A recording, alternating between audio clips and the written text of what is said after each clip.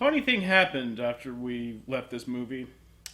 On the way back from the theater, both of us had to take a shit. And unbeknownst to us, we took the exact same shit. It was this gassy, painful, bloating shit. It's the same for you, huh? It was the same for me. It was like this ball of... It was like an angry spirit. It was like an angry spirit that just... Oh my god. would not leave you, but then... It left us, but not without leaving a mark. A taint. Yeah. We saw a Tyler Perry movie today. The first one. My first one, at least. What about you? Have you seen a Tyler Perry movie before this? Clearly I haven't. I think if you had, you would have stopped me from taking us to see it. Yeah. I think that's safe to say. The idea was that today was... I wanted to go off the beaten path a little bit. Because I had a feeling that Need for Speed was just going to be dumb. And we've had too many, We've had enough dumb action. Not much to say about movies. Eye candy movies, CG movies. So this was it was time to... I guess it was time to mix things up a little bit. Yeah. It's been too long since we had a awkward moment kind of movie. Yeah, but this makes the awkward. This was infinitely worse. Although so much. Fuck this movie. Fuck this movie. Fuck this movie. Fuck this fucking movie. This fucking movie. I will say that it was easier to sit through than movie 43 was. Yeah, it was easier to sit through. But if you ask me, I came this close to leaving. I came this close to leaving movie 43. Mm-hmm. But I was able to get through this one. Mm-hmm. Wait a minute, this one or movie 43? This one, I made it. You made it, but I wasn't really quite at the point where I was ready to leave. But yeah, even though I started feeling really nauseous towards the end of the film, and I just figured something I ate was bad or something, but no. No, it was the movie. Both of us were affected by this movie. I've never kind of is there a medical term for seeing a movie that is so bad that it literally causes your body to reject itself and expel noxious fumes? It's like it's like this feeling like you've got this 5-pound shit brewing. You go inside the bathroom, and then all it is just like these whining, lingering, and crawling farts that just escape from you. It's just like you're shitting out the pain. This is not something, it's not something I normally discuss with people. But this was. I mean, I can't think of a better way to explain how I felt about this movie. So fart the pain away. I think this is a very appropriate, accurate way of depicting our reactions. Fart the pain away. Yeah. Fart the pain away. I think, unlike most bad movies I've ever seen, unlike most bad movies I've seen, I leave with a bit of anger and maybe sadness. But this was, I think, the first bad movie I've ever seen. I was pretty angry. Yeah, you were angry. You were angry because this movie. You were angry. I'm angry because, you know what? Fuck this movie, but fuck anybody who says that this movie is an accurate representation of strong, independent woman. I don't think anyone in the right mind would ever say... That's why I can say fuck you if you think that. Because no one's going to think that if they have half a brain. I think what was like I was trying to say, that I've been seeing bad movies that made me angry and sad. Yeah. But I think this was the first bad movie that made me feel depressed. Yeah. I think that was just... it wasn't really so much the movie, it was the audience's reaction to it. I said if there was at least one person in that theater who could feel the way we did, I could walk out feeling all right. And I think there were some... I think there was at least one person. And that's why... yeah, there was one or two, drag two boyfriends that... But mostly, actually, the audience we had for this movie was... majority was, old white women.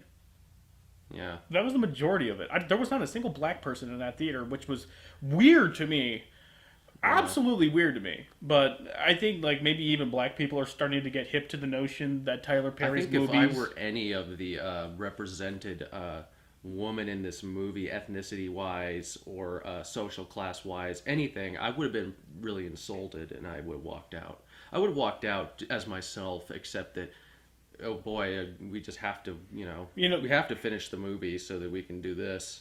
Because grab your candy. Grab your candy. Yeah. You see, in order for us to get through some of these movies... God forbid that we don't... In order to get through some of these... Accurately represent... Yeah, I know. So, yeah, I have a candy bar. Candy bars. Candy bar meter.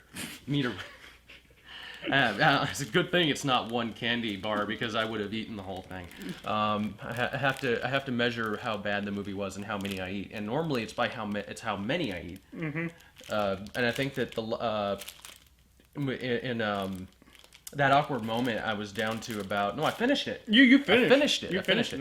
But I only ate 2 this time, and curious thing, huh? Yeah. It's not because it was a better movie. It's because it was so bad that I didn't want to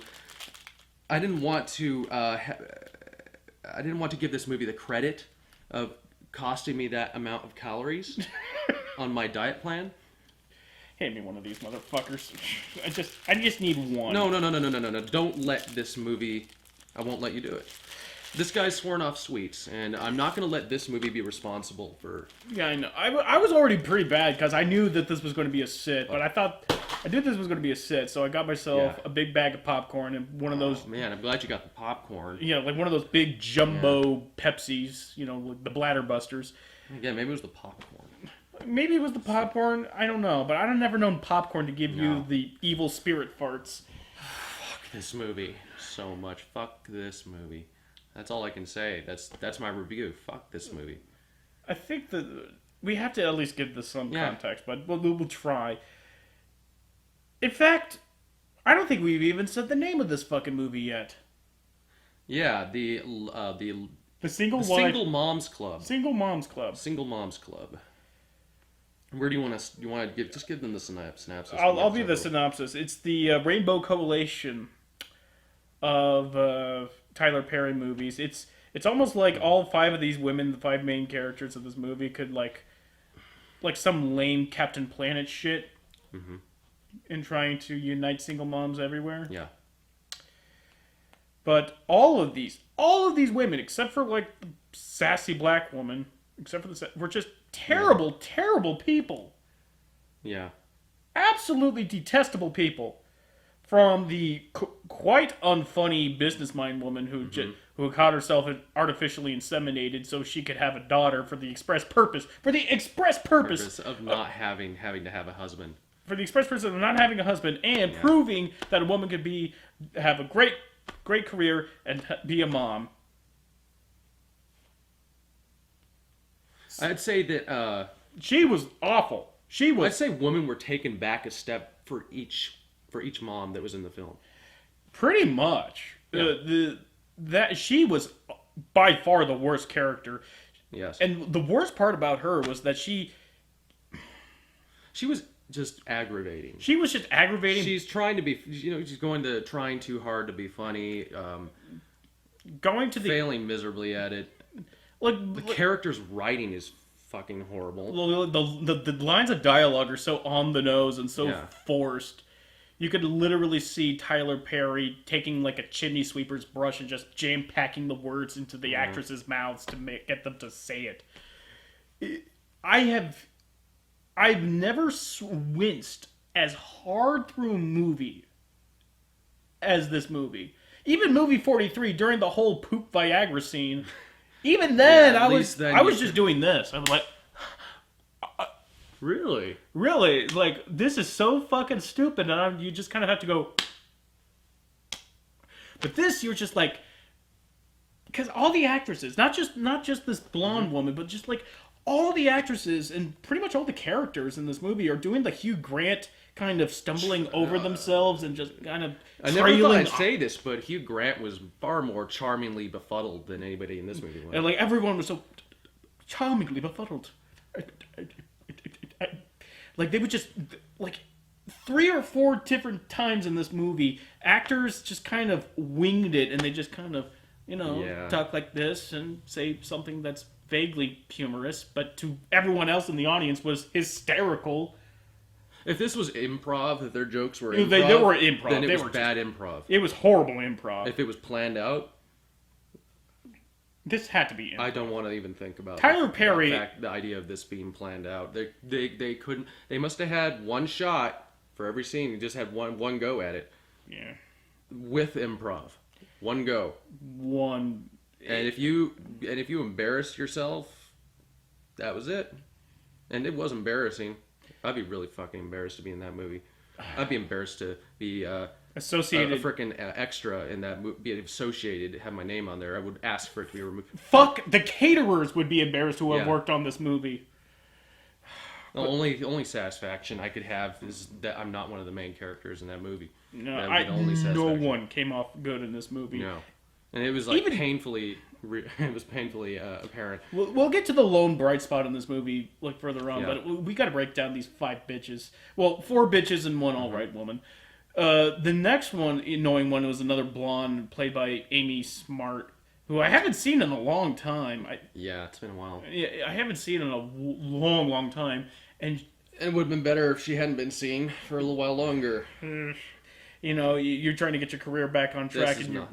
you get your career back on track. You go to fucking Tyler Perry. It's either that or porn. Tyler Perry or porn. What are you gonna do?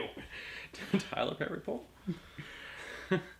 But she plays this affluent housewife who's going through a nasty divorce, and apparently the superpowered lawyer that is her ex-husband decides to annul the alimony that he owes her, and then she has to fire the maid, and the maid is apparently the surrogate mother to her teenage daughter, and she realizes that, I don't know, my teenage daughter's grown up, and I don't know what to do. It's like, bitch, you don't have a job? You don't got a job. You got this gigantic house, and you got 3 kids, and you got a maid. How the fuck do you not know anything that's going on in your house? All she does is stare out the window at the gardener. All she does is... And she can't even get that right. She can't...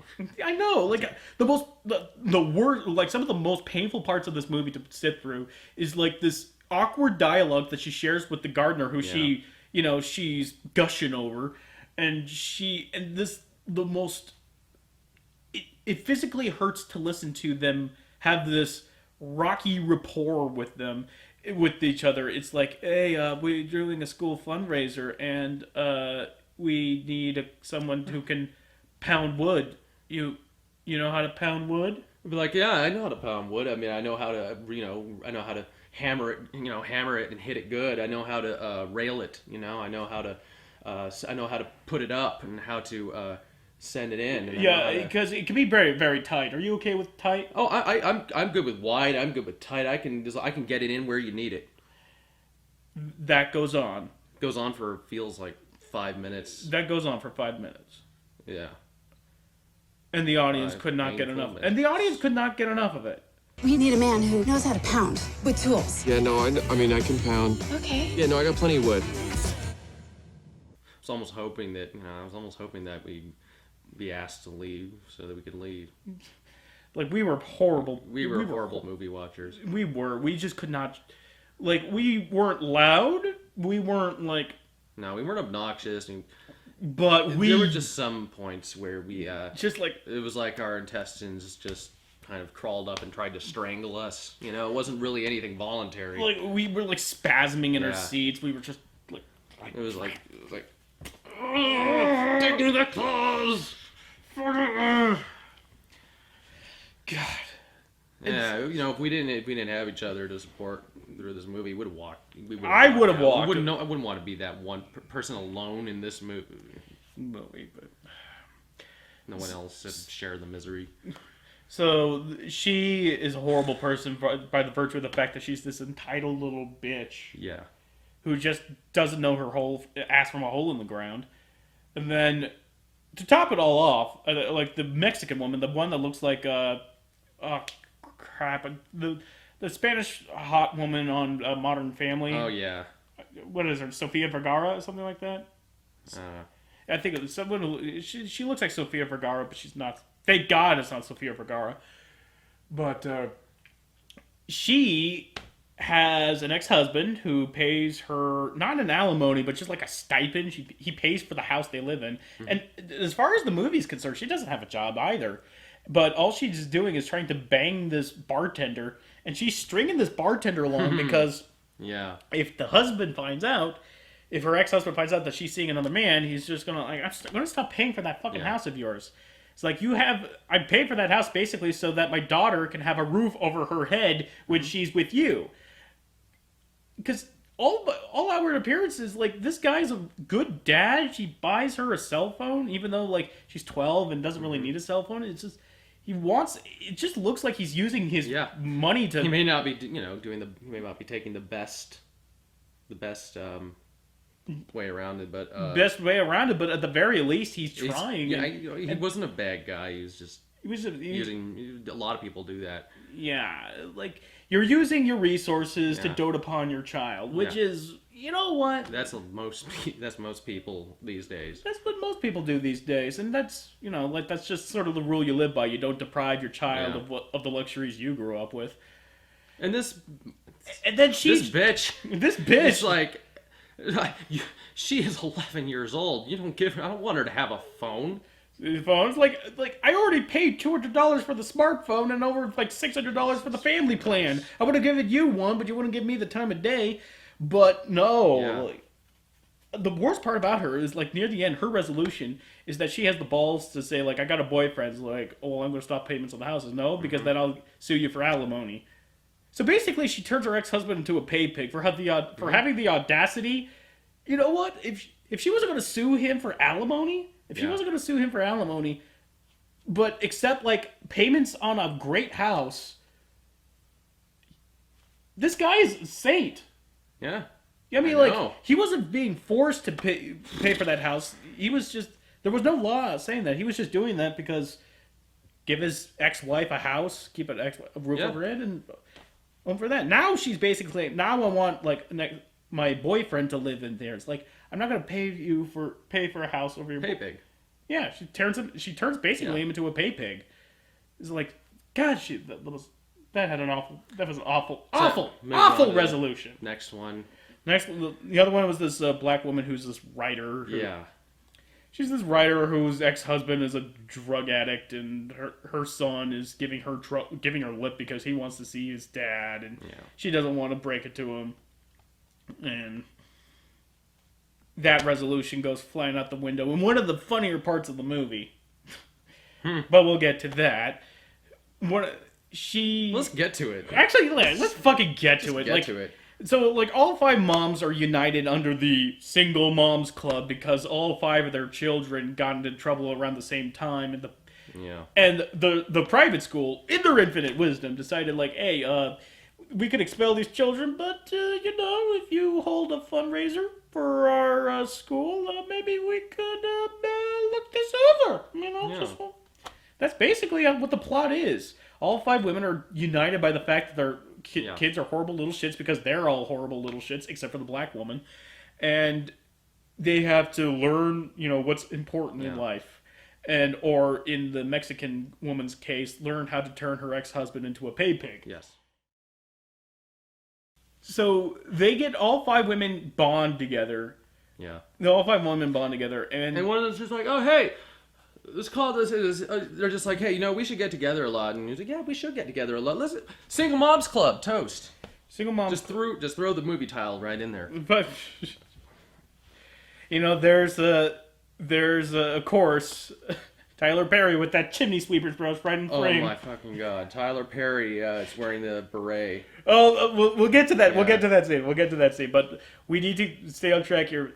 So the black woman, her kid, runs away from the slumber party that they're holding for the kids while one of the women babysits, and we're just looking at each other, thinking that if this movie took a turn for the horrible, it would be so great. Like, we were just kind of like dead in a ditch, Ditch. dead in a ditch, dead in a ditch. And of course, no. No, of course not. He just runs away. He runs away to find his father, who apparently called him or gave him a text message saying he wants to see him, and took his Game Boy and sold it for drug money. Happens off screen, but Yes, took his Game Boy. sold it for drugs. And what's the first thing that his mom says to him after news of this? Is like, your dad's not a bad man. He Oh loves you. yeah, he is doing the best that he can. Stealing Game Boys what- from young boys and selling them. He's doing the best he can. Do the best he can. How dare you judge your father? We will get through this. We're a team. I love you too. I swear, like there's Muppet acting in this. Every time that one of these characters overacts, and really it's the black woman who. Yeah. Actually, there's two black women. The thinner black woman who has the druggy ex-husband is just doing.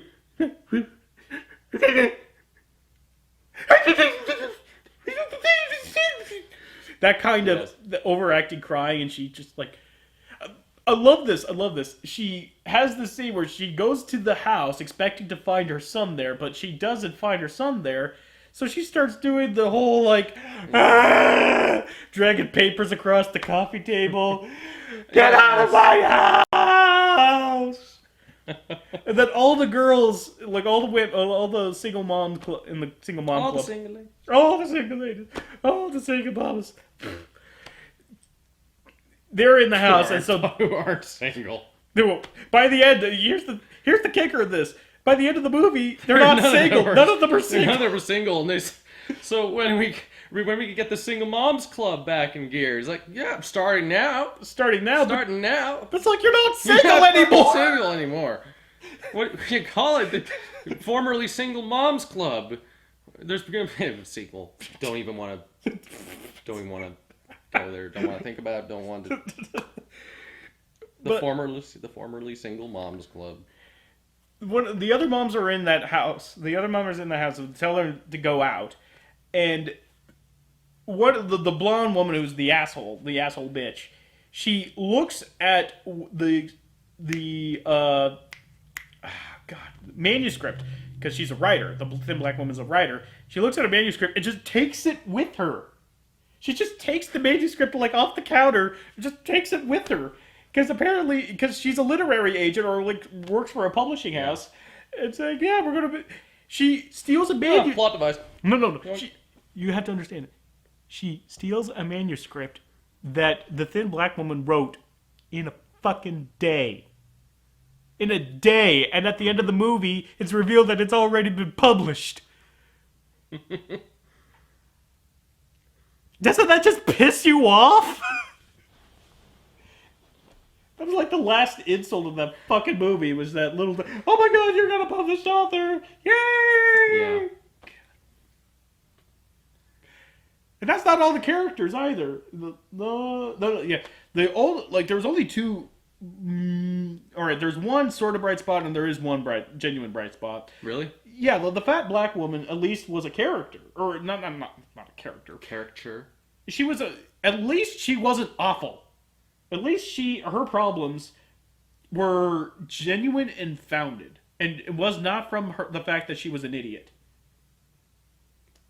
She was better?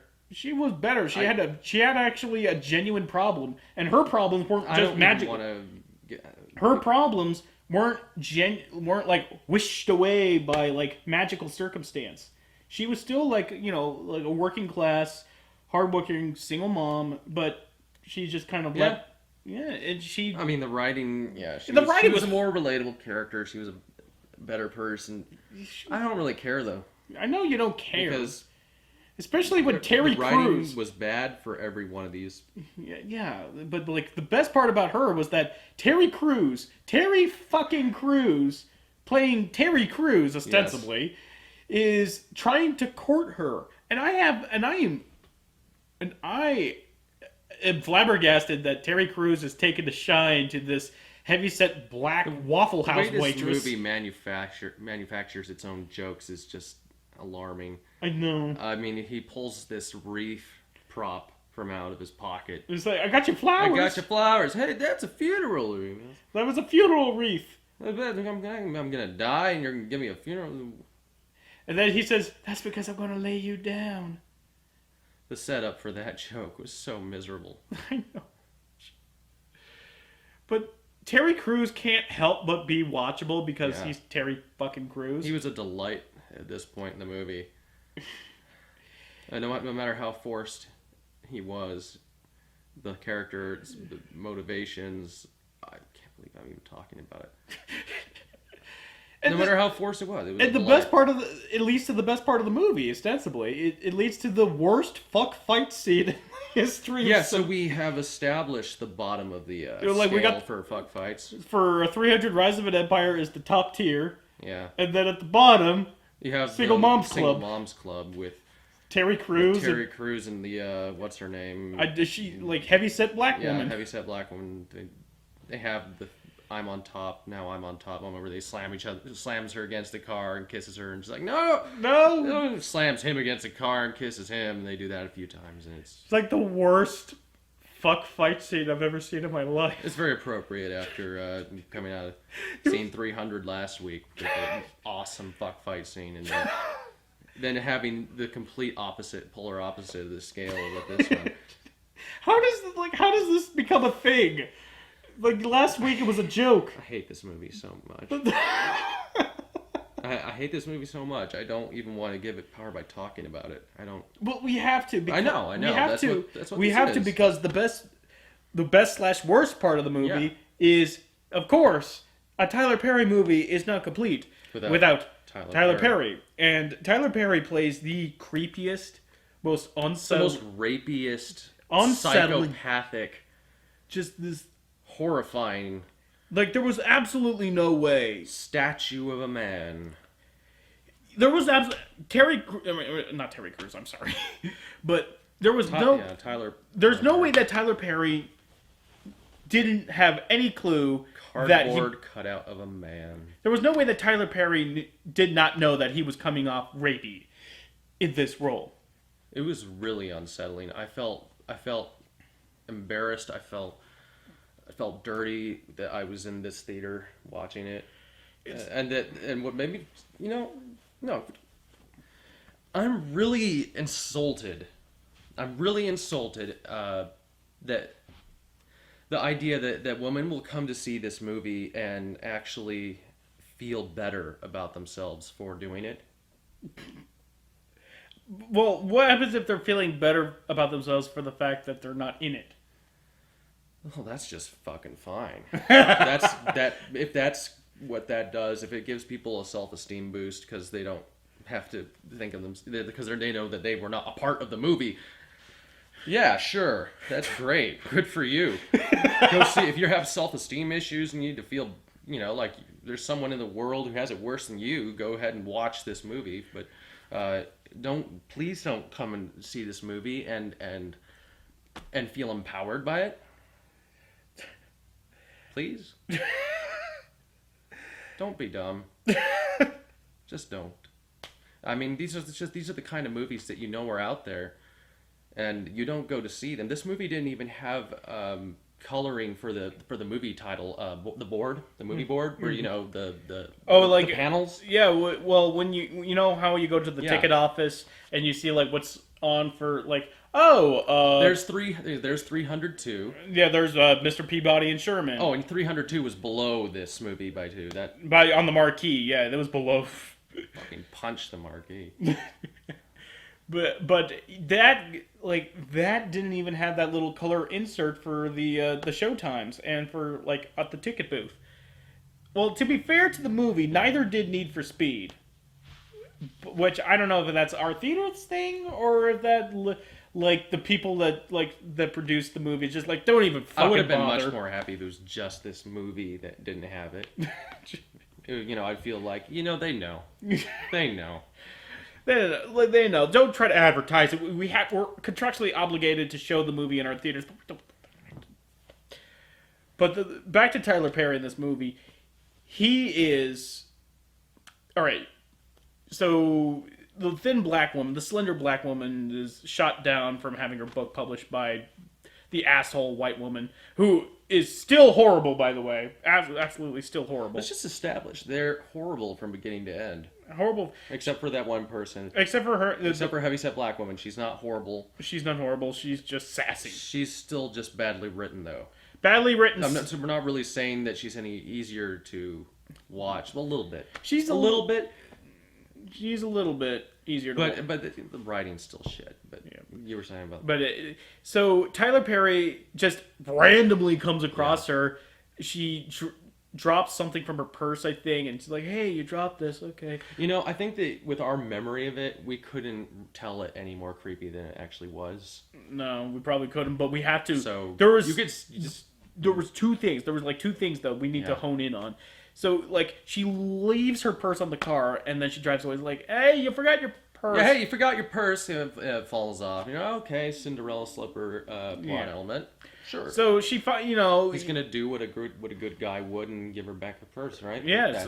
So he rifles through her purse, finds her address. Yeah.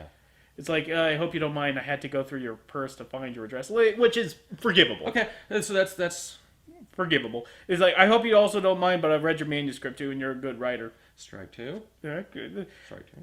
Okay. And then he still forgivable. Still forgivable. And then he asks her out on a date, and then she basically goes like, no, and slams the door in his face.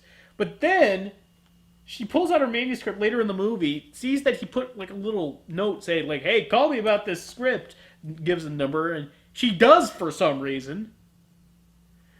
And it's like, "Hey, I saw your note." It's like, "Hey, want to go out for coffee?" It's like, "Okay." So they go for coffee, and she's like, I hope you don't mind that I went through your purse." It's like, why did you have to bring that up again? It's like, I don't mean it. It's like, and I should also mention that you could tell a lot. No, he says you could tell a lot about a person from the inside her purse. It's like, really? Because I live inside my purse. Like, I can tell. That's right, yeah. It's like I can tell that you're a hardworking writer. I can tell that you love your son. Oh yeah, that's like, what? Whoa. Okay. What? This is the way he says it too. You know, it's like I can tell that you're a hardworking woman, and I can also tell that you love your son. Well, I do. And then, like, he drops the bomb. He's like, I also went through your credit card receipts. I also went through your credit card receipts. It's like, you're behind on your payments. Only bad girls get behind on their credit card payments. Are you a bad girl? Well, he doesn't go that far. But that's exactly But, like, if the movie was good, that's where it would have gone. Yeah. Man. And then the mother of all slaps in the face, he steers the conversation. It's like, you have beautiful eyes, even when you have a lazy eye. It's like, I don't really have a lazy eye. It's like, yeah, you kind of do. Yeah, you kind of do. End scene. End scene. That's it. What? Like, you're trying to court this woman. You're doing it in the exact wrong way by admitting the fact that you went through her fucking purse, went through her credit card statements. Oh yes, and men. Already said, you know, women don't go in there feeling like you're empowered for this. Men don't go in there feeling like this is how you court a woman. I mean, I'm not saying I'm the best fucking person to give advice to about this, but come on. If there's anything that you should not do, it's what they do in this movie. Pretty much. Neon fucking rapist signs going off on this guy. He's stone cold, like serious expression while he's saying this shit.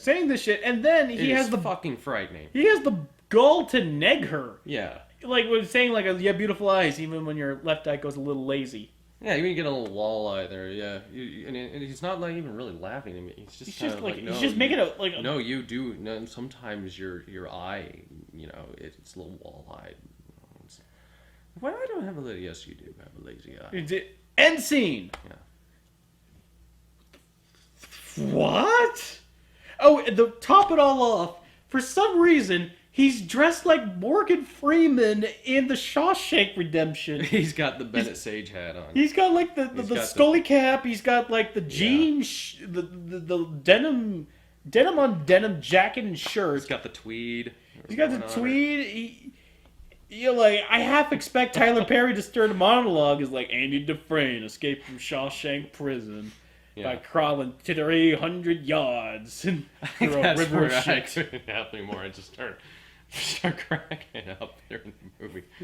500 yards. That's the length of 5 football fields.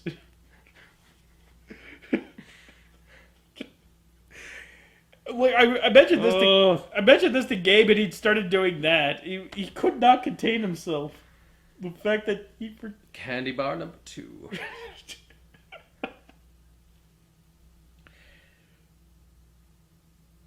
This movie just exhausts you. Yeah. We're laughing about it now, but that's only because we kind of... It's the way you look back on, like, you know... right now, I feel like I'm Samwise and you're Frodo. Did I carry you through the movie? I would have to carry you through the movie. That's right. Because you're Sam. Yeah. But I feel like we just crossed Mount Doom. Yeah. We were saved conveniently by the Eagles. You're giving me a very, very gay look. It's like, we've been through the shit, man. Sam, Just remember the shit. I don't think I can remember the smell of roses or the taste of strawberries. Oh, Mr.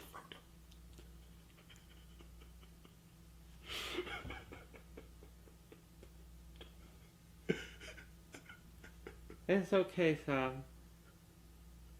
I'm just gonna lay here for a while. I think we lost our minds.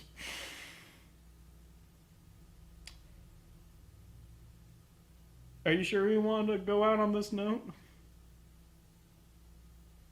I don't think there's really anything left to say. This movie fucking sucks. Unquestionably the worst movie we've seen this year.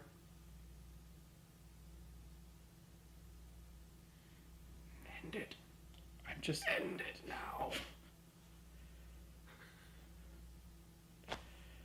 I hope next week is better.